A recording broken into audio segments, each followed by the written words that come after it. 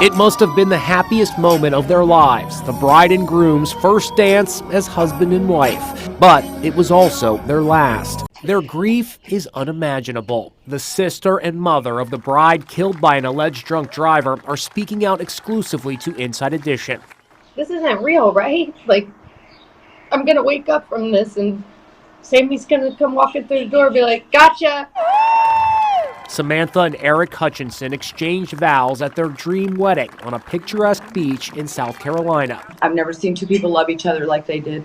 Following the reception, they bid goodbye to their guests, including her sister, Mandy Jenkins, and mom, Lisa Miller, with whom she had shared a special dance. But she didn't want the night to end. No, she wanted the night to last forever. It was perfect.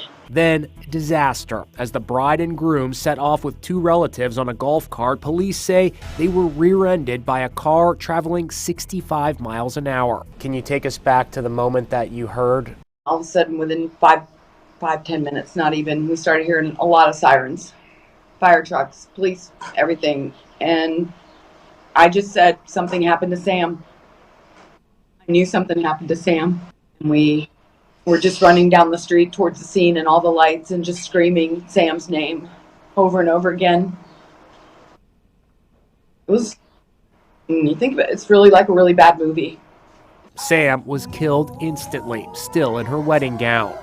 I saw my mom on the phone and she's screaming and just fell to her knees and just angry, punching like the air. When we spoke to Mandy and Lisa, they were on their way to the hospital to visit Eric, who's recovering from surgery. Ashley Favre was the maid of honor at the wedding. What was the last thing she said before she got on that golf cart? I know the last thing that she said to Eric was she wished that this day could last forever. That was the last thing she said.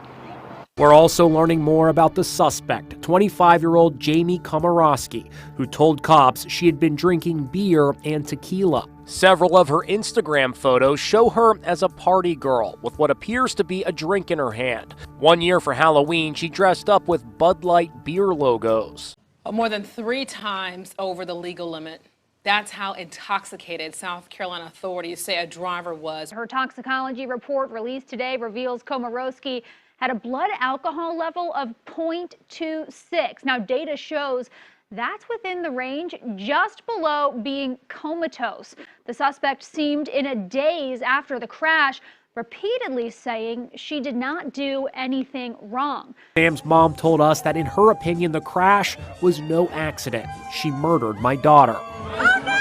Now, after helping Samantha plan the happiest day of her life, her family is left planning her funeral.